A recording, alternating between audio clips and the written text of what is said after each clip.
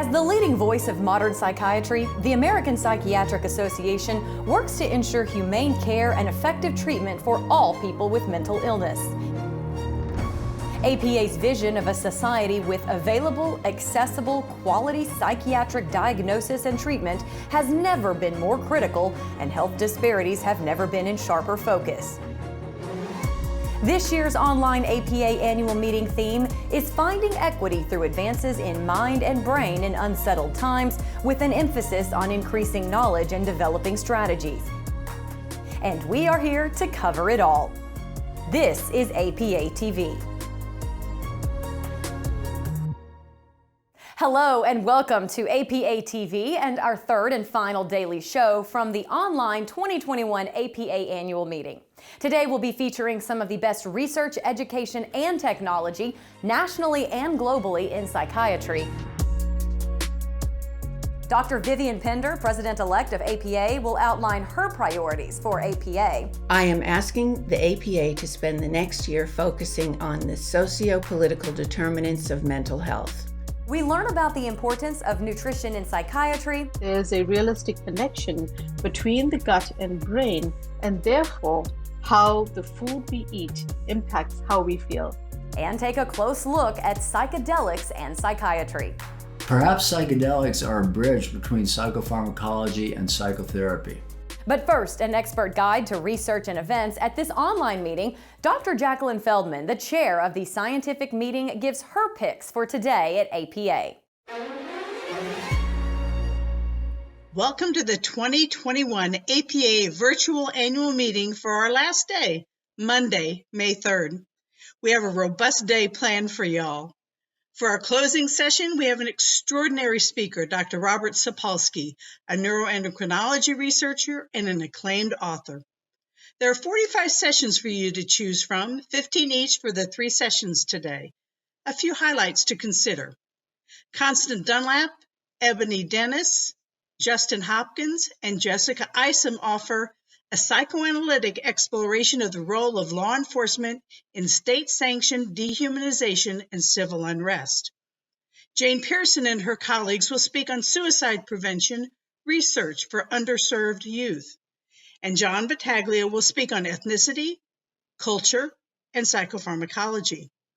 Remember to go to the virtual poster sessions and the virtual exhibit hall, where you can register for the grand prize of a Peloton bike.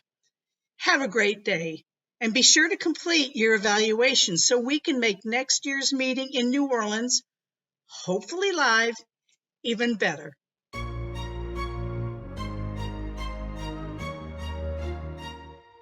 Now I'm delighted to be joined by APA President-elect Dr. Vivian Pender. Dr. Pender, thanks so much for joining us today.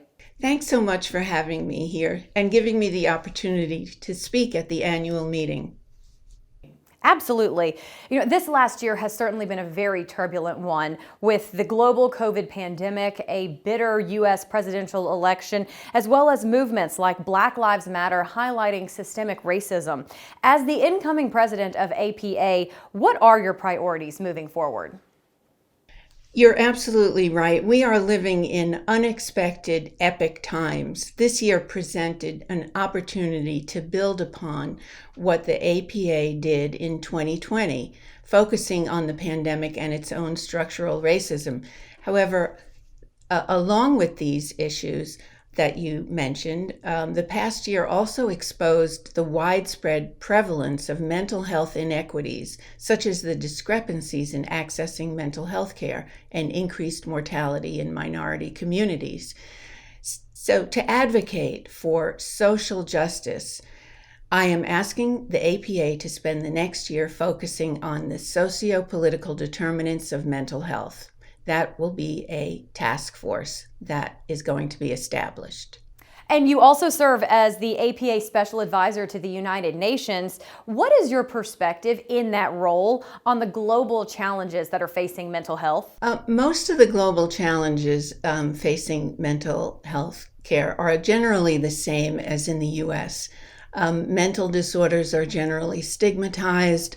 There's lack of access to mental health care, and there's undertreatment and underdiagnosis. It's a complex set of issues, but I think one answer lies in a recent UN initiative, and that is mandating universal health care for all countries. It's called #UHC, where they are hoping that their motto is let no one be left out. It seems like a lot on your plate. How can the APA help to meet those challenges? Well, I believe that the APA is an organization that can make a change. The APA has a mission to promote that people with mental illness and substance use disorders are able to access effective and humane psychiatric treatment. So we can use our powerful voice to educate and advocate for policy initiatives that affect people not only in the US but globally. The APA is a very respected institution worldwide, and we can speak out and advocate for people who have mental illness and mental health disorders. Dr. Vivian Pender, President-elect of the APA, thank you so much for your time today. Thank you very much for having me. Now, the Órama Institute for Mental Health and Wellbeing at Flinders University in Australia is a multidisciplinary research institute devoted to the improvement of mental health and well-being. With a focus on discovery and translation, Órama examines the impact of the mind, body, and environment across diverse populations. Órama is a word meaning broad perspective, and that's what we're trying to do in our research institute, which is a multidisciplinary team. And we're looking to address real problems in the 21st century and find solutions that relate to promoting well-being and resilience across the lifespan, and also promoting mental health and recovery where there is mental illness. We bring a wellbeing science to the area of wellbeing, and we have a unique blend or a unique constellation of disciplines that work together. Psychology, social work, education, all come at it from a different perspective. We use a co-design and lived experience model, which means that our research is meaningful and engaged with those communities that we're servicing and provides positive and productive outcomes for those population groups.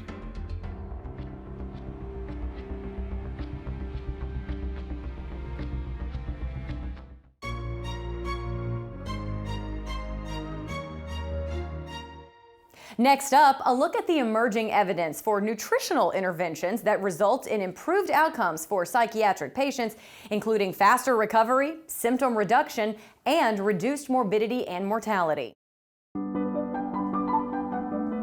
Nutritional psychiatry is really the use of healthy whole foods and nutrients to improve our mental well-being by how we eat, when we eat, and what to include in a more healthy diet to improve our mental well-being overall.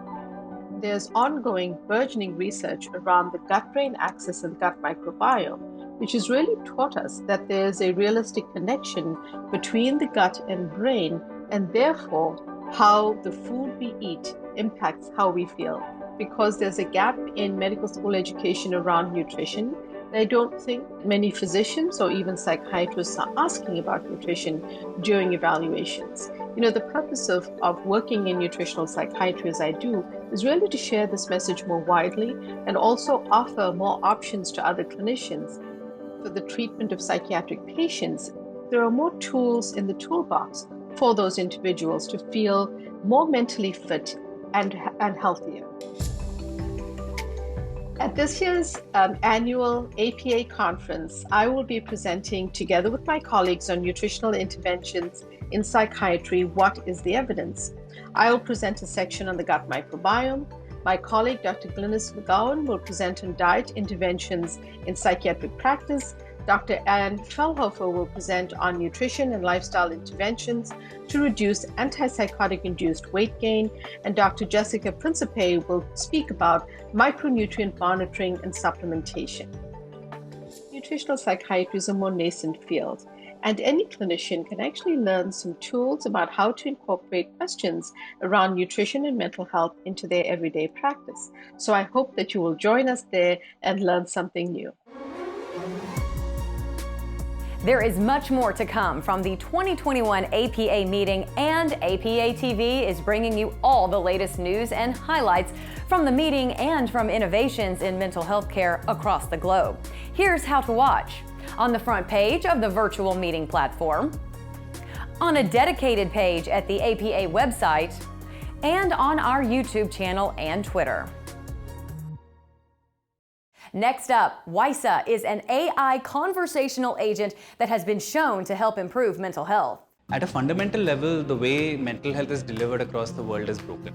We don't have spaces where we can work through our mental health issues, our negative self-talk. So the Wysa platform has 3 components to it. So the first component is an AI conversational agent, which is the anonymous safe space you want to go to at 3 in the morning when there's nobody else to talk to. Then there's an access to an entire library of self-help techniques. So we have more than 150 evidence-based exercises. And then the third layer is the more advanced support, where you are escalated to human support, therapists and coaches staffed by Wysa. Or when we work with large partners, it gets escalated into an ecosystem of support which they have set up on their own. The first insight we got of the power of Wysa was a 13-year-old girl wrote to us and said, I am depressed, I tried to commit suicide.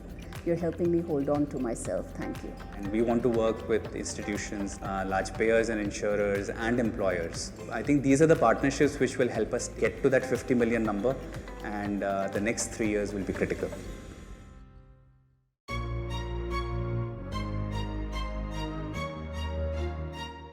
And now, a look at the resurgence of research in psychedelics and psychiatry, including clinical trial data supporting the use of MDMA to treat post-traumatic stress.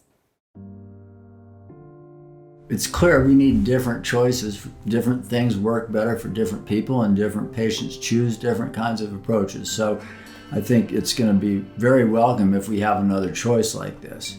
Perhaps psychedelics are a bridge between psychopharmacology and psychotherapy. MAPS, the Multidisciplinary Association for Psychedelic Studies, recently completed the first phase 3 clinical trial investigating MDMA for the treatment of post-traumatic stress disorder. It was a successful trial. I'm happy to say that, and I think people will see that in the results. The second phase 3 trial is underway right now at 13 sites in the US, Canada, and Israel. It's an interesting kind of drug trial because the drug is only administered 3 times a month apart in conjunction with psychotherapy. And so the psychotherapy is a very important component of it, we think. So we think that it'll have some kind of risk evaluation and management strategy, or REMS, which requires it to be used in the right setting along with therapy, not just the drug administration. If they have another positive trial, MDMA could potentially be rescheduled in the near future for the treatment of PTSD. This is potentially groundbreaking because currently individuals with PTSD undergo treatment with prolonged exposure therapy, cognitive processing therapy, and also with SSRIs, but our treatments are not good enough. People are always asking, well, if this works, well, why does it work? And of course, we don't know the answer to that for really any psychiatric drugs in a complete way, but we do know a lot about what MDMA does. MDMA decreases activity in amygdala and increases activity in prefrontal cortex, so that would fit with really what we see in the sessions, that people tend to be less likely to be overwhelmed by fear and anxiety when they talk about their trauma. They're more able to process it in a higher kind of processing.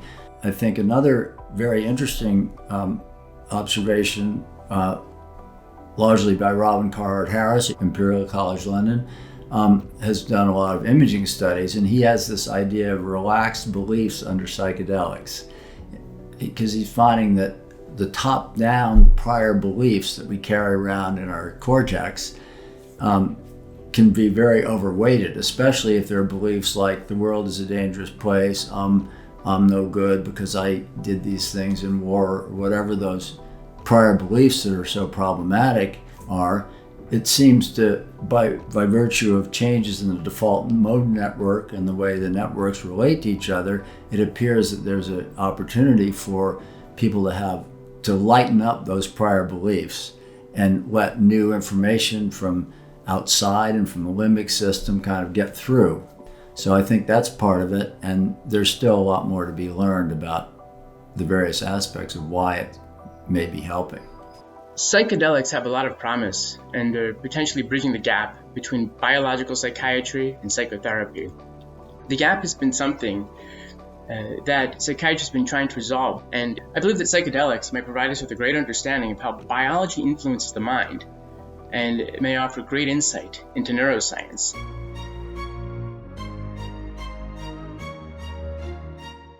And now, Trusst Health are the national leaders of text-based psychotherapy. Through their empirically backed approach, they are building the world's most scalable, affordable, and accessible mental health system. Text-based psychotherapy is becoming so much more commonplace today. At Trusst, we want to be a catalyst for bringing forward the best practices in text-based psychotherapy. The origin of Trusst was literally the very first randomized controlled trial looking at messaging-based intervention. It really turns the intervention model on its head. People can get care in their own environment. In that moment, our clinicians can utilize the right words at the right time to make a real impact on that individual. Users are really excited about having this historical record of how I was feeling in that moment. The intervention tactics, they're tried and true strategies from clinic-based care. Our dream is to serve more people that wouldn't normally be able to receive care. It's not just a medium to do texting. We're building all sorts of capabilities and tools into the platform to enhance the care that we provide.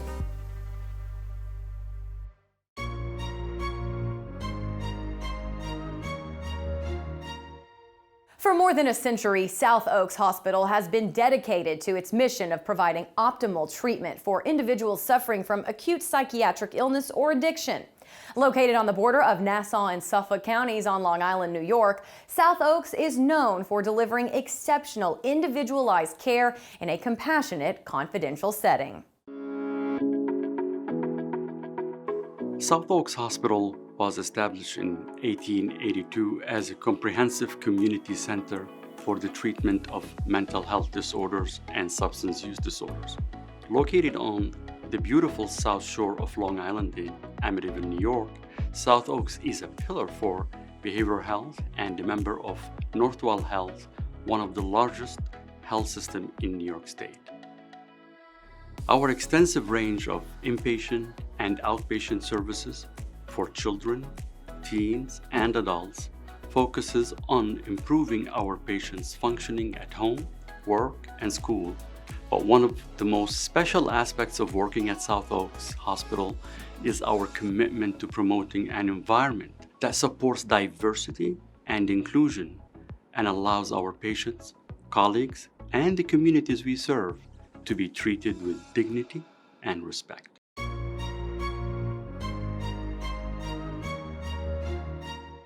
That's it from APA TV at the online 2021 APA meeting. Don't forget you can find all our news and highlights on the front page of the virtual meeting platform, on a dedicated page on the APA website, and on our YouTube channel and Twitter. Until next year, goodbye. COVID-19 has really driven home the seriousness of the physician and psychiatrist shortage within the United States. Interpersonal violence, motor vehicle accidents, and disasters can have far-reaching psychological and behavioral effects. There's a realistic connection between the gut and brain, and therefore how the food we eat impacts how we feel. Perhaps psychedelics are a bridge between psychopharmacology and psychotherapy.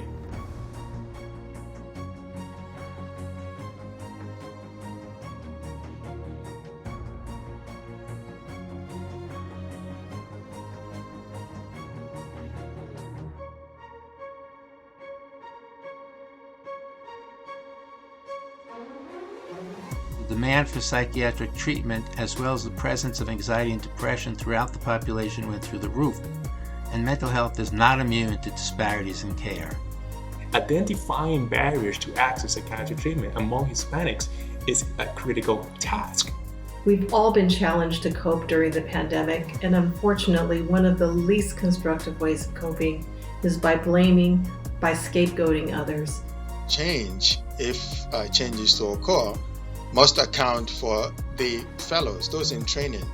I am asking the APA to spend the next year focusing on the socio-political determinants of mental health.